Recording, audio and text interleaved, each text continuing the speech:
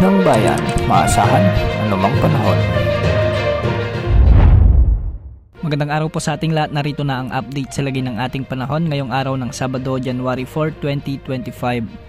Ngayong araw ay patuloy na umiiral o nakakaapekto sa malaking bahagi ng Luzon ang shearline o yung banggaan ng amihan at ng mainit na hangin. Dahil nga dito, posible ang malalakas hanggang sa matitinding pag-ulan o katumbas ng 100 to 200 mm na pag-ulan sa may Cagayan at Isabela. Pinag-iingat natin ang ating mga kababayan riyan, lalo na yung ilang araw nang nakakaranas ng mga pag-ulan dahil sa banta ng pagbaha at pagguho ng lupa.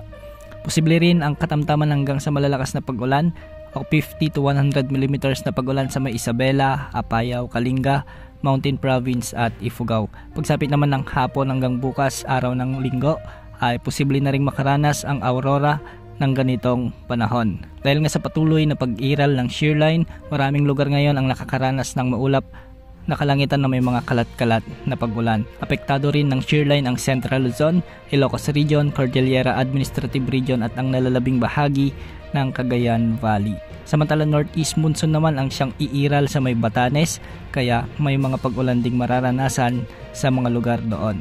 Samantala sa silangang bahagi naman ng ating bansa ay umiiral din ang mainit na easterlies, kaya magiging maulap ang panahon na may mga kalat-kalat na pag-ulan. At sa Metro Manila at nalalabing bahagi ng bansa ay localized thunderstorms naman ang inaasahan, lalo na pagsapit ng hapon o gabi. Sa kasalukuyan ay wala naman tayong namomonitor na panibagong LPA o bagyo na posibleng pumasok sa ating area of responsibility sa susunod na 3 hanggang 5 araw. Wala ring nakataas na gale warning sa anumang bahagi ng ating bansa, ngunit magiging maalon ang mga karagatan sa may extreme northern Luzon dulot ng umiiral na amihan. Magiging katamtaman naman hanggang sa malalakas ang pag-alon sa nalalabing bahagi ng northern Luzon at ang eastern section ng central Luzon.